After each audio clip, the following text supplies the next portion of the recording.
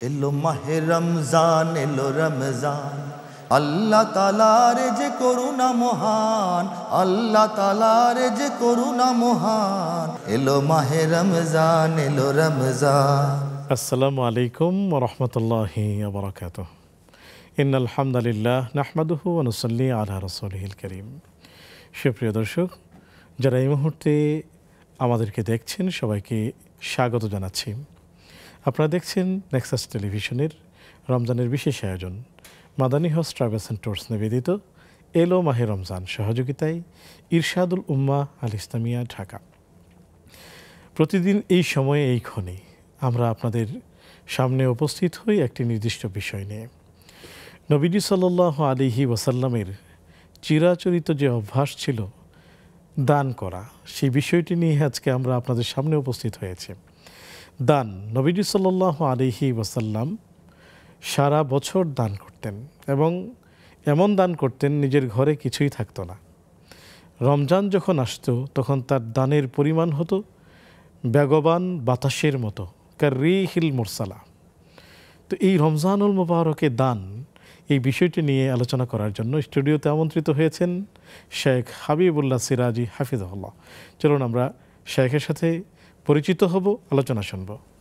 আসসালামু আলাইকুম রহমতুল্লাহ। ওয়ালাইকুম আসসালাম রহমতুল্লাহি ওয়া বারাকাতুহু। শেখ কেমন আছেন? আলহামদুলিল্লাহ, আপনি কেমন আছেন? আলহামদুলিল্লাহ, আল্লাহ শুকর, ভালো আছি।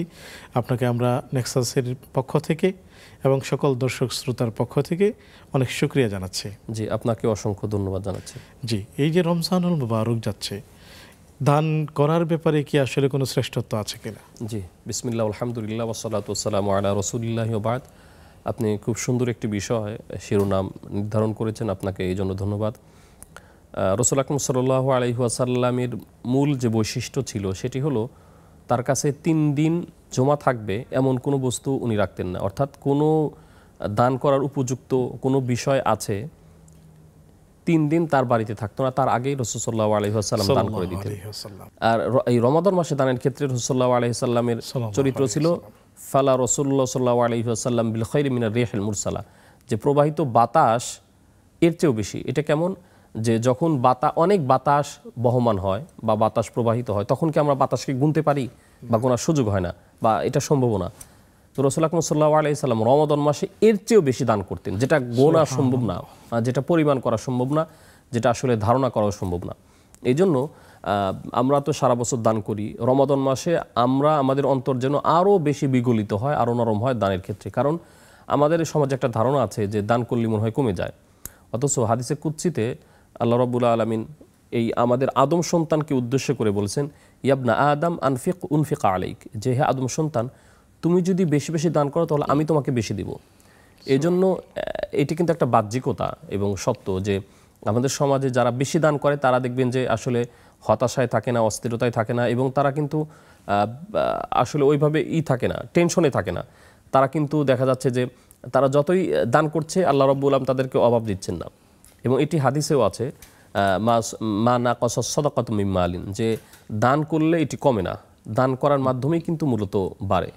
কতটুক বাড়ে এটা আল্লাহ রাব্বুল আলামিন কোরআন মাজিদে বলেছেন, মাসালুল্লাযীনা ইউনফিকুনা আমওয়ালাহুম ফি সাবিলিল্লাহি কামাসালি হাব্বাতিন আনবাতাস সাবআ সানাবিলা ফি কুল্লি সুমবুলাতিন মিআতু হাব্বা সুবহানাল্লাহ আল্লাহু ইউদাইফু লিমান ইয়াশা আল্লাহু ওয়াসিউন আলিম। অর্থাৎ কোনো ব্যক্তি 1 টাকা দান করলে সেটা এই আয়াত অনুযায়ী তার 700 টাকা দান করার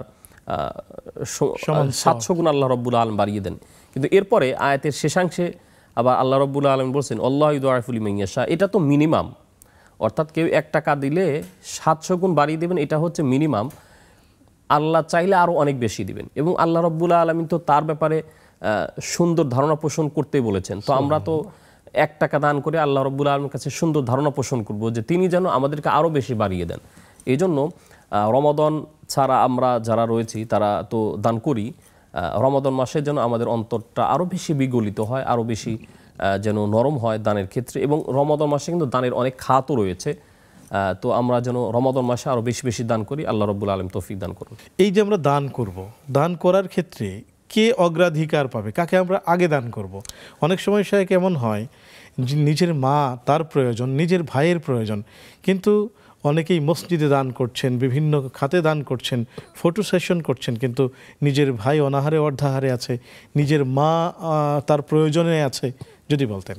জি, সুন্দর একটি পয়েন্ট আপনি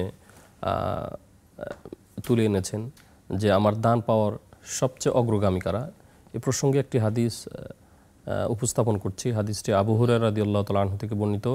বুখারী মুসলিম সহ অসংখ্য গ্রন্থে এই হাদিসটি এসেছে যে রাসূল আকরাম সাল্লাল্লাহু আলাইহি সাল্লাম একদা বললেন যে তাসাদ্দাকু, তোমরা দান করো। ফাজা রাজুলুন ফাকালা ইয়া রাসূলুল্লাহ ইনদি দিনার ক্বালা তাসাদ্দাক বিহি আলা নাফসিক। এক ব্যক্তি বলল যে হে আল্লাহ, আমার কাছে, হে আল্লাহ রাসূল, আমার কাছে একটি দিনার আছে। তো বললেন তুমি এটা তোমার নিজের জন্য খরচ করো। এরপরে বললেন যে ফাকালা ইনদি দিনারুন আখর, আমার কাছে আরেকটা আছে, আরেকটি দিনার আছে। তো বললেন যে তাসাদ্দাক বিহি আলা যাওজিক ওয়া ফি রিওয়ায়াতিন আলা আহলিক, তাহলে তুমি এটা স্ত্রী অথবা তোমার পরিবারের ভিতরে খরচ করো। এরপর বললেন যে ইনদি দিনারুন আখর, আমার কাছে আরেকটি দিনার আছে। তো রাসূল সাল্লাল্লাহু আলাইহি সাল্লাম বললেন যে তাসাদ্দাক বিহি আলা ওয়ালাদিক, তুমি এটি তোমার সন্তানদের জন্য ব্যয় করো। এরপর বললেন যে ইনদি দিনার, আমার কাছে আরেকটা আছে। তো রাসূল সাল্লাল্লাহু আলাইহি সাল্লাম বললেন তাসাদ্দাক বিহি আলা খাদিমিক, যে তাহলে ওইটা তুমি তোমার যে খাদেম আছে, কর্মচারী, তাদের জন্য ব্যয় করো। এরপরও আবার বললেন যে ইনদি দিনারুন আখর, যে আমার কাছে আরেকটি দিনার আছে। পাঁচবার বলছেন। রাসূল আকরাম সাল্লাল্লাহু আলাইহি সাল্লাম বললেন আনতা আবসার, তুমি নিজে ভালো জানো যে এখন কোথায় ব্যয় করতে হবে। এই হাদিসটির মাধ্যমে কিন্তু আমরা একটা ক্রমধারা পেলাম যে আসলে কে আমার দান পাওয়ার সবচেয়ে বেশি উপযুক্ত। তাহলে প্রথম উপযুক্ত ব্যক্তি হচ্ছে আমি নিজেই, এরপর হচ্ছে আমার পরিবার, এরপরে হচ্ছে আমার সন্তানাদি, এরপর হচ্ছে আমার কর্মচারী, এরপর হচ্ছে অগ্রাধিকার ভিত্তিতে বিভিন্ন খাত। এক্ষেত্রে দেখা যাচ্ছে আমাদের সমাজে এরকম আছে যে আমরা আমাদের পরিবারে অনেক সময় প্রয়োজনীয় যে বিষয়গুলো আছে, এই সমস্ত বিষয় প্রয়োজনগুলো পূরণ না করেই দেখা যাচ্ছে মসজিদ, মাদ্রাসা সহ অসংখ্য জায়গায় অসংখ্য ভালো ভালো খাতে দিয়ে দিচ্ছি। আমি এইগুলো সমালোচনার ওইভাবে করছি না, তবে আমাদের দৃষ্টিভঙ্গি একটু পাল্টানো দরকার বলে আমি মনে করছি। সেটি হলো মসজিদ, মাদ্রাসা সহ অসংখ্য জায়গা রয়েছে, সেখানে দান করা নিশ্চিত অবশ্যই ভালো। তবে যদি আমার পরিবারের ভিতরে অথবা আমার নিকট আত্মীয় অথবা আমার একটু দূরবর্তী আত্মীয় অথবা আমার পাড়া প্রতিবেশী, এরা যদি অসহায়, অভাবী বা অনাথ বা দরিদ্র অবস্থায় থাকে, তাহলে অন্যান্য জায়গায় অন্যান্য খাতে দান করার চেয়ে এখানে দান করাই সর্বশ্রেষ্ঠ।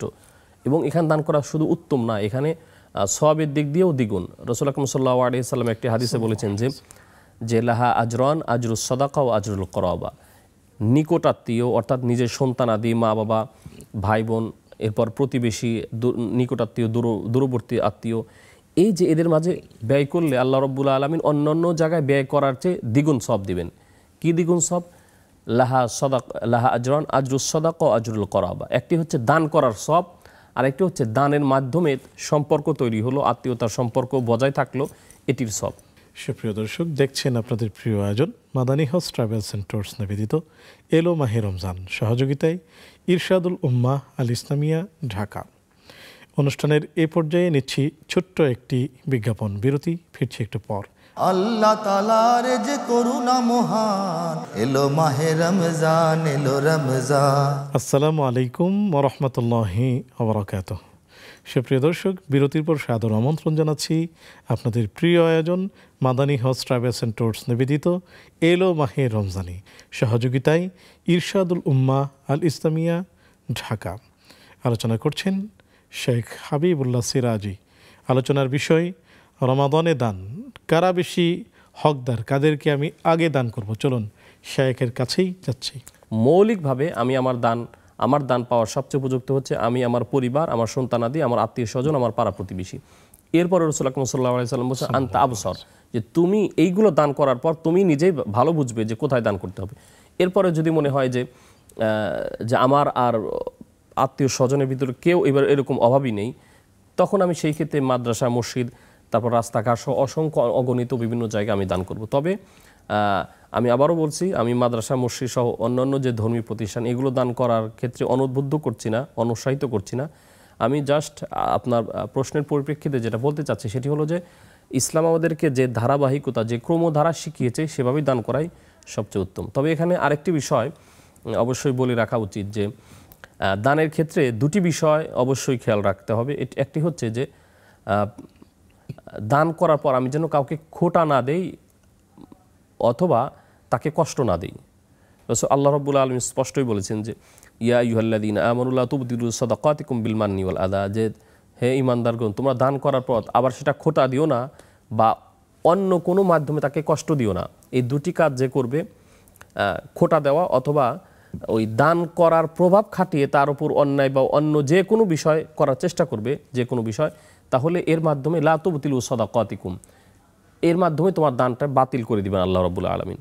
তার মানে দান করলেই হবে না, এই দানের যে প্রভাবটা এটা কিন্তু থাকতে হবে। এখানে আরেকটি বিষয় জানিয়ে রাখা উচিত, সেটি হলো আল্লাহ রাব্বুল আলামিন সে দান কখনো কবুল করবেন না যেটা হারামে উপার্জিত। অর্থাৎ আমার দানটা যদি হয় মানে হালাল না হয়, হারাম হয়, আপনারা সকলেই জানেন সুদ ঘুষ সহ অসংখ্য বিষয় আছে হারামের হিসাবে, বা অন্যের হক মেরে খাওয়া, আত্মীয় স্বজনের হক মেরে খাওয়া সহ, ইয়েতিমের হক সহ অসংখ্য বিষয় আছে। এই সমস্ত বিষয়ের মাধ্যমে যদি আমি ইনকাম করি তাহলে আমার ইনকাম এটা হারাম। তো এই ইনকাম দিয়ে দান করলে আল্লাহ রাব্বুল কিয়ামত পর্যন্ত সে দান কবুল করবেন না। হাদিসে এসেছে মান তাসাদ্দাকা বিআদলি তামরাতিন মিন কাসবি তাইয়িবিন ওয়া লা ইয়াকবালুল্লাহু ইল্লা তাইয়িব, যে কোনো ব্যক্তি যদি খেজুরের একটি অংশ দান করে তো আল্লাহ রাব্বুল আলামিন হালাল দান ছাড়া কখনোই গ্রহণ করবেন না। ফা ইন্নাল্লাহা তাকাব্বালুহা বিয়ামিনিহি সুম্মা ইরাব্বিহা লিসাহিবিহা মিসলুল জাবাল কামা ইরাব্বি আহাদুকুম মিসলাল জাবাল। যাই হোক, আও কামা ক্বালা আলাইহিস সালাতু ওয়াস সালাম, কেউ সামান্য পরিমাণ দান করলে আল্লাহ রাব্বুল আলামিন সেটি বাড়িয়ে বাড়িয়ে উহুদ পাহাড়ের মতো করবেন বা তার চেয়ে বড় করবেন এই ছোট্ট দান। তবে শর্ত হচ্ছে সে দানটি অবশ্যই হালাল হতে হবে। হারাম দান আল্লাহ রাব্বুল আলামিন কখনোই কবুল করবেন না। দান করলে আল্লাহ তাআলা কি খুশি হন? হ্যাঁ, দান করলে তো আল্লাহ রাব্বুল আলামিন অবশ্যই খুশি হন, কারণ মূলত মৌলিকভাবে এই যে ওয়ালিল্লাহি মিরাসুস সামাওয়াতি ওয়াল আরদ, মৌলিকভাবে আসমান জমিন সহ যা কিছু আছে মৌলিকভাবে মূল মালিক হচ্ছেন আল্লাহ রাব্বুল আলামিন। মূল মালিক আল্লাহ রাব্বুল আলামিন মূলত বান্দাদেরকে প্রতিনিধি হিসাবে পাঠিয়েছেন, অর্থাৎ তারই সম্পদ বান্দাদেরকে সাময়িকভাবে দিয়েছেন। তো যখন আল্লাহ রাব্বুল আলামিন দেখেন যে আমি আমার দেওয়া সম্পদ থেকে সে আমার পথে দান করছে বা আমার নির্দেশিত পথে দান করছে, তখন আল্লাহ রাব্বুল আলামিন অনেক খুশি হয়ে যান। এই জন্য কিন্তু আল্লাহ রাব্বুল আলামিন যারা কৃপণতা করে, যেহেতু আল্লাহরই সম্পদ, তো যার সম্পদ তুমি তার সাথে কৃপণতা করছো, তাদেরকে আল্লাহ রাব্বুল আলামিন সমালোচনার চোখে তাদেরকে সমালোচনাও করেছেন আল্লাহ রাব্বুল আলামিন কোরআন মাজিদে। আমরা যারা তেলাওয়াত করি তারা জানি আল্লাহ রাব্বুল আলামিন বলছেন ওয়ালা ইয়াহসাবান্নাল্লাযিনা বাখালুনা বিমা আতাহুমুল্লাহু মিন ফাদলিহি হুয়া খায়রুল লাহুম বাল হুয়া শাররুল লাহুম সায়ুতাওয়াকুনা মা বাখিলু বিহি ইলা ইয়াউমিল কিয়ামা, যে যারা আমার দেওয়া সম্পদ থেকে ব্যয় করে না, কৃপণতা করে, এবং তারা মনে করে যে এটা মনে হয় আমি খুব ভালো কাজ করলাম, আল্লাহ রাব্বুল আলামিন বলছেন তারা যেন এটা মনে না করে যে আমি খুব ভালো কাজ করেছি, বাল হুয়া শাররুল লাকুম, বরং এটা তোমাদের জন্য খুব খারাপ হয়েছে, খুবই মন্দ। এই যে তুমি দান করলে না, কৃপণতা করলে, সাইয়ুতাওয়াকুনা মা বাখিলু বিহি ইলা ইয়াউমিল কিয়ামা, যারা দান করেনি, কৃপণতা করেছে, এই সম্পদ কিয়ামতের দিন তাদের গলায় ঝুলিয়ে দেওয়া হবে। সুপ্রিয় দর্শক, ইন্নাস সাদাকাতা তুতফিউ গাযাবার রব, আমরা শায়েখের কাছ থেকে আলোচনা শুনছি, একই সাথে আমরা হাদিসটি শেয়ার করছি যে দান আল্লাহ রাব্বুল আলামিনের ক্ষোভ এবং রাগকে নিভিয়ে দেয়। মানুষ অনেক সময় অনেক অপরাধ করে, গুনাহ করে, মিথ্যা বলে, বিভিন্নভাবে গুনাহ করে, নামাজ তরক করে, সেই ক্ষেত্রে আল্লাহ তাআলা অনেক ক্ষুব্ধ হন। মানুষ যখন দান করে তখন আল্লাহ তাআলার রাগ কমে যায়। আল্লাহ তাআলা যেন আমাদেরকে দান করার তৌফিক দান করেন। সুপ্রিয় দর্শক, নিচ্ছি ছোট্ট একটি বিজ্ঞাপন বিরতি, ফিরছি একটু পর, আমাদের সাথেই থাকুন। আল্লাহ তাআলার যে করুণা মহান, এলো মাহে রমজান, এলো রমজান। আসসালামু আলাইকুম ওয়া রাহমাতুল্লাহি ওয়া বারাকাতুহু। সুপ্রিয় দর্শক, বিরতির পর সাদর আমন্ত্রণ জানাচ্ছি আপনাদের প্রিয় আয়োজন Madani house travels and tours নিবেদিত এলো মাহে রমজানের সহযোগিতায় ইরশাদুল উম্মাহ আল ইসলামিয়া ঢাকা। আমরা দান নিয়ে আলোচনা করছেন শেখ হাবিবুল্লাহ সিরাজি হাফিজাহুল্লাহ। চলুন আমরা বাকি আলোচনা শুনতে শেখের কাছেই যাচ্ছি। কৃপণ ব্যক্তি কখনো জান্নাতে যাবে না। তো এই হাদিসের উপর ভিত্তি করে একজন শায়ের কবি বলেছেন, আপনি হয়তো এটা জানতেও পারেন, যে বখিলার বুয়াজ্জা হেদে বাহরিবার ভেস্তিনা বাসাদ বাহকমে, যে বকিল, এটা আসলে মূলত এটা আবেগ অনুভূতি দিয়েই বলা হচ্ছে যে যে বখিল ব্যক্তি, কৃপণ ব্যক্তি যদি এরকম করে যে পৃথিবীর জলে স্থলে এমন কোনো জায়গায় নাই যে সে সেজদা করে নাই, মানে পৃথিবীতে কোনো জায়গা ফাঁক রাখে নাই সেজদা করতে, ইবাদত করতে, এরপরেও সে তার বখিলতির কারণে, তার কৃপণতার কারণে সে জান্নাতে যাবে না, কারণ রাসূল সাল্লাল্লাহু আলাইহি সাল্লাম এটা বলেছেন। আরেকটি মারাত্মক হাদিস, রাসূল আকরাম সাল্লাল্লাহু আলাইহি সাল্লাম বলছেন যে ইত্তাকুজ যুলমা ফাইন্না যুলমা যুলমাতুন ইয়াউমাল কিয়ামা ওয়াত্তাকুশ শুহা ফাইন্না শুহা আহলাকা মান কানা ক্বাবলাকুম, যে তোমরা জুলুম থেকে বিরত থাকো কারণ এটা অন্ধকার কিয়ামতের দিন, আর তোমরা কৃপণতা থেকে বিরত থাকো কারণ এটা তোমাদের পূর্বে জাতিদেরকে ধ্বংস করেছে কৃপণতা। প্রসঙ্গক্রমে আরেকটি বিষয় জানিয়ে রাখি, সেটি হলো আমাদের সমাজে দান করার দুটি পদ্ধতি আছে, একটি হচ্ছে প্রকাশ্যে আর একটি গোপনে দান করা। হাদিস অবশ্য আছে যে তুমি এভাবে এমনভাবে দান করো হাত্তা লা তা'লামু শিমালুহু মা তুনফিকু ইয়ামিনুহু, যে তোমার ডান হাত যা ব্যয় করলো তোমার বাম হাত যেন না যায়। এটি হচ্ছে মূলত মৌলিকভাবে একটি মূলনীতি যে দান করতে হবে মূলত গোপনভাবে, কারণ এখানে রিয়া বা প্রদর্শন ইচ্ছার একটা সুযোগ থাকে, মানে আমি দান করলাম লোক দেখানো, এরকম একটা কিন্তু প্রদর্শন ইচ্ছা অন্তরে জাগ্রত হয়। তবে কখনো কখনো প্রকাশ্যে দান করা উত্তম হতে পারে যদি আমার নিয়তটা সহি থাকে, ইখলাসপূর্ণ থাকে এবং আমার দানের মাধ্যমে যদি অন্যরা উদ্বুদ্ধ হয়, তাহলে সেক্ষেত্রে কিন্তু প্রকাশ্যে দান করা উত্তম। কোরআনে আল্লাহ রাব্বুল আলামিন বলছেন যে ইন তুবতুস সাদাকাতি ফানি'ম্মা হি ওয়া ইন তুখফুহা ওয়া তু'তুহাল ফুকারা ফাহুয়া খায়রুল লাকুম, যে তুমি যদি প্রকাশ্যে দান করো তাহলে সেটা কতই না উত্তম। ফানি'ম্মা হিয়া ওয়া ইন তুখফুহা, আর তুমি যদি গোপনে দান করো এবং দরিদ্রদেরকে দিয়ে দাও, ফাহুয়া খায়রুল লাকুম, সেটাও ভালো।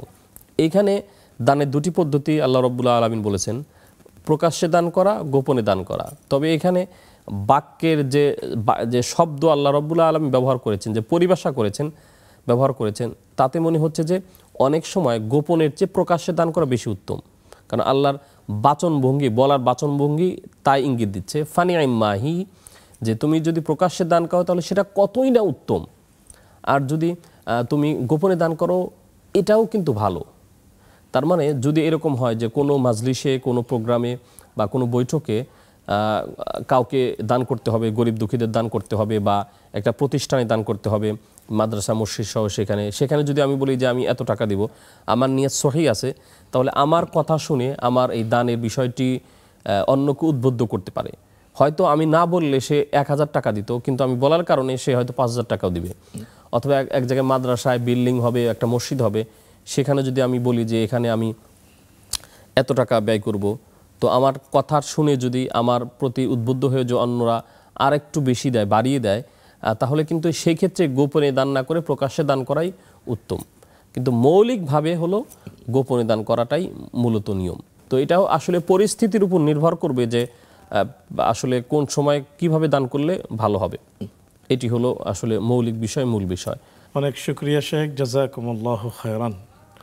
সুপ্রিয় দর্শক, যে ব্যক্তি দান করবে সে আল্লাহ তাআলার কাছাকাছি চলে যায়, সে মানুষের কাছাকাছি চলে যায় এবং সে জাহান্নাম থেকে দূরে চলে যায়। আর যে ব্যক্তি দান করবে না, কৃপণতা করবে, সে আল্লাহ তাআলার থেকে দূরে চলে যায়, মানুষের থেকে দূরে চলে যায় এবং সে জাহান্নামের খুব কাছাকাছি পৌঁছে যায়। যে ব্যক্তি দান করবে, আল্লাহ তাআলার প্রতি বিশ্বাস রাখবে, তার জন্য জান্নাতে যাওয়ার রাস্তা সহজ করে দিবেন আল্লাহ তাআলার ওয়াদা সূরাতুল লাইলে। যে ব্যক্তি কৃপণতা করবে এবং আল্লাহ তাআলার প্রতি বিশ্বাস করবে না, সে জাহান্নামের খুব কাছাকাছি চলে যাবে। সুপ্রিয় দর্শক, তাই আসুন আমরা আল্লাহ রাব্বুল আলামিনের দেওয়া অর্থ আল্লাহ তাআলার রাস্তায় খরচ করি। আল্লাহ আমাদেরকে সেই তৌফিক দান করুন। আজকের মতো বিদায় নিব, আগামী পর্ব দেখার আমন্ত্রণ জানাচ্ছি। সেই সাথে সে পর্যন্ত ভালো থাকুন, সুস্থ থাকুন। আসসালামু আলাইকুম ওয়া রাহমাতুল্লাহি ওয়া বারাকাতুহু। এলো মাহে রমজান, এলো রমজান, আল্লাহ তাআলার যে করুণা মহান, আল্লাহ তাআলার যে করুণা মহান। এলো মাহে রমজান, এলো রমজান, আল্লাহ তাআলার যে করুণা মহান, আল্লাহ তাআলার যে করুণা মহান। এলো মাহে রমজান, এলো রমজান।